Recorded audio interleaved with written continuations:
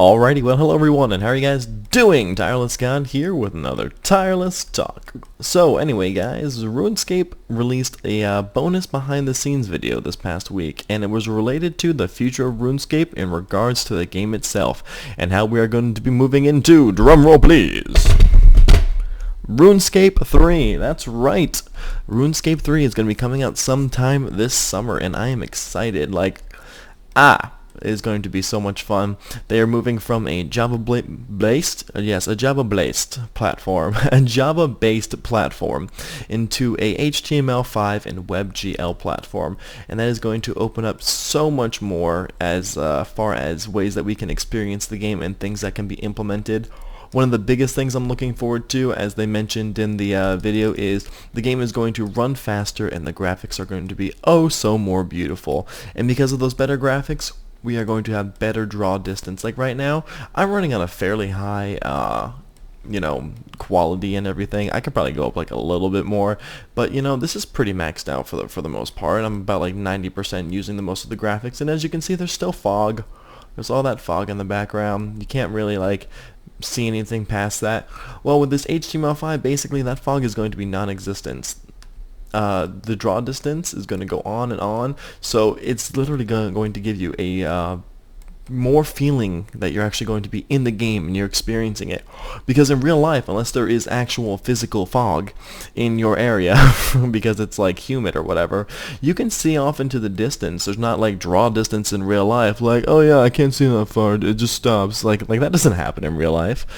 So with this HTML5 and better graphics update, we are going to be seeing a better draw distance, and I think even though that's something small, something people might take for granted, I think that's going to be awesome because it's going to make larger areas a lot more immersive, especially if they implement something like that into a quest, where you kind of just like walk into an area and you can look around and look in all directions, and there's just like fortresses and forests and all different kinds of things around you, and you can just see like super far. I think that would be awesome. That would be extremely immersive, and the better use of hardware, oh my gosh, I hope it uses hardware very efficiently.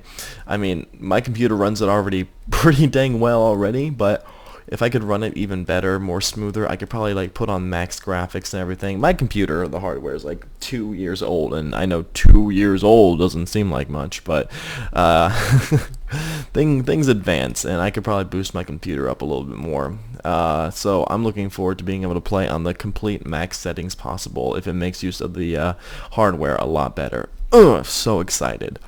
Some good news though is if you are wanting to stick to Java and or you cannot move into the HTML5 because there are only certain things, like if you want to use that bestiary or that new thing that Jagex released, like you have to use an HTML5 base, and only Google Chrome can do that right now. I'm pretty sure you could do it in Firefox and some other things, just Google Chrome is just like the easiest to use it in, I guess. So they are doing that. In case you want to see some HTML5 coding already and some graphics, be sure to head over to that bestiary, because that's what they are using in there is HTML5. It's not just the game itself as it is in the basics.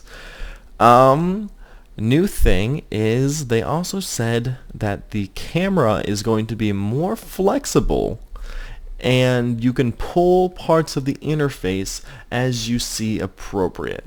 Now that had me thinking, and I'm wondering what that's all about. Like, I don't even know what flexible camera means. Like, does it mean like I can make myself upside down? I mean, like, being able to control like this, like when they introduced the release of being able to hold the middle mouse button and you can just like wave your camera around as you see fit, that was so amazing. Because before you had to use like the up down keys, and you'd be like, okay, I want a 360 shot, yeah, 360, but now it's just like, woo. Okay, that was like a 180. Let's see if I can not fail. Woo! There we go. Good enough. Close enough.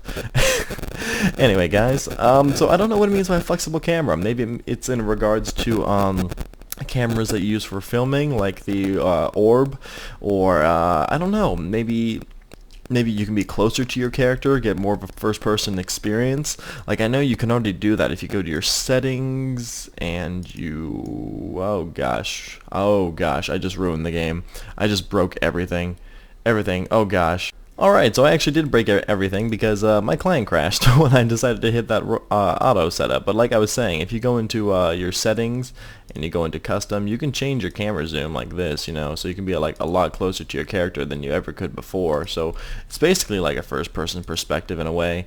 I know there are some times that this is useful, like for certain pictures and all that kind of stuff, but for the most part, I like being zoomed out. I like having a better feel for my environment. But possibly when they're saying like better camera views, maybe, you know, like how you're kind of stuck like this, like you can't really just like, the camera just kind of stops when it hits certain kinds of solids and stuff. Maybe you can just like keep going, like go under the ground or get different kinds of views, or maybe even get extremely close to your character. If they did do a first person perspective, I think that'd be kind of nuts. I think it'd be kind of cool for certain aspects, like if you're filming or whatnot, but I can't really think where that would be the most useful thing in the world. They said you can pull parts of different interfaces as you see fit to the way that you play the game. Now, and I'm really interested as to what that means. Because I know we have the action bar and we can pull certain kinds of interfaces over there. Like I could do this right here, so if I want to teleport, I can hit 2, I can teleport my logs, my urns out, you know, I can do stuff like that. So we're already kind of pulling interfaces to us, like certain things that help us, but maybe it's going to be even more. Maybe we can add monsters to it.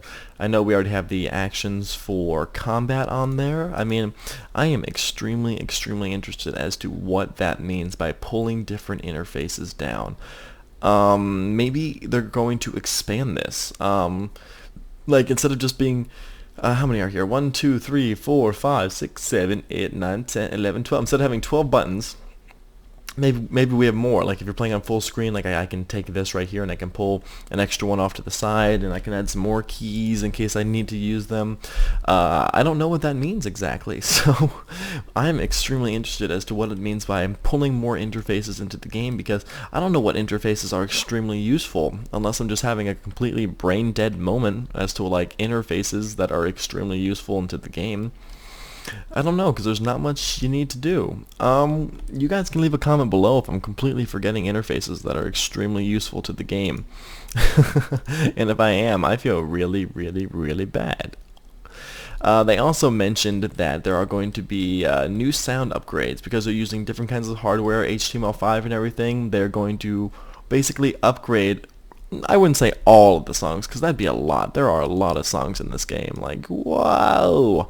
But they are going to be upgrading a lot of music into the game and have a fully orchestrated song. I don't know if they mean by orchestrated as in an actual orchestra, or if they mean orchestrated as in they're capable of using a whole different variety of sounds, and it's going to be put together very, you know, I don't know how to say, professionally and stuff. Not saying that it's not professionally put together already, because there are some good sounds of music and everything. I'm just saying, because they have new variety, maybe they're going to put more effort into it. I don't know. So that is going to be pretty interesting. I'm looking forward to what kinds of songs and sounds and music they bring to the game. Now, probably one of the biggest things that they mentioned about all of this is when they release RuneScape 3, they're going to go more in depth about moving into the 6th age. That's right, here in RuneScape we are currently in the 5th age. For the past 12 years we have been locked in the 5th age. And that is going to change. The experience, the whole game itself is going to be moving into a whole new era. And that is going to come with a lot of differences in the game. And I am extremely excited. Now, I remember when Mark was talking about a quest, and I'm pretty sure he was referring to the World Wakes, but maybe I'm lying. Maybe he meant a different quest, maybe one that comes out with the HTML5, about a quest that moves you into the 6th age, and he was literally like crapping his pants with excitement. Like he was just so jittery and excited to talk about it and everything. And so is Osborne. Osborne has been so excited about the lore and everything that's been coming out these past years. He's just been like hopping around, and oh my gosh, if you didn't see the World Wakes video for the behind the scenes, please go check that out, because he is like a little schoolboy who like was just told he's getting a toy after school. Oh man. Also, because of this, moving into the 6th age, they don't want it to be like, oh, you completed the quest and everyone sees the same thing. You all have the same achievements in the world. Just like everyone who completed Ritual of the Marjarat, you have Edgeville. Spoilers, if you have not done Ritual of the Marjarat and you really, really, really don't want to hear, you may want to cover your ears. But after you finish Ritual of the Marjarat, Edgeville becomes burnt, and it's like scorched all over the place and whatnot, and it's on fire, which is probably like a third way of me describing what's happening in Edgeville. But anyway, so everyone experiences the same thing. Everyone sees Edgeville on fire. But what they want to do is when they move into the 6th age, they want choices you've made, choices you're going to make your experience different. So it's not so much you completed a quest, you have access to the same stuff.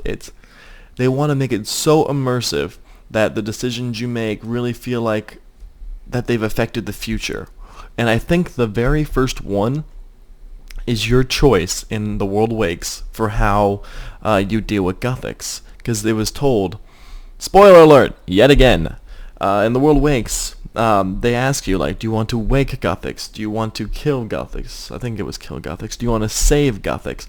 Like, there was just these choices, and no one knew what it meant. The only difference that people have understood right now is when you're running down this path, like right after you make a choice, you like run down that path, and then there's like certain things like chasing you and trying to kill you on your way to go see Gothics. The only thing I found out is your choice affects that. Like I chose to save Gothics, so Nex was coming after me, so there were fireballs. Someone chose to wake Gothics, so it was like a turtle, and it was like these blue balls of energy.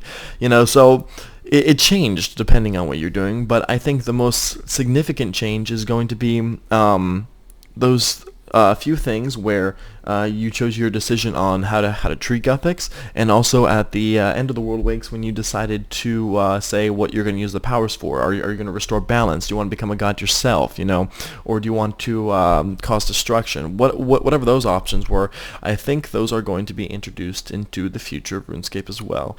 But the thing is, I'm not sure. They might be, they might not be, so that is something for the future to hold, but I am oh so excited to see what they introduce. But that's basically what they went over in the video and my thoughts and discussion on it. If you guys have any comments, please leave them below. And if you have an idea for another Tireless talk, please leave a comment, and I will be oh so happy to talk about it for you guys. And be sure to stay tuned for more behind the scenes on RuneScape. I will link the description to the bonus behind the scenes in the description below, and they are going to be releasing a lot more content related to RuneScape 3 in the future. So be sure to subscribe to them, or at least stay in touch on the website and find out when those updates come. Thank you guys for watching this video, and I will catch you later.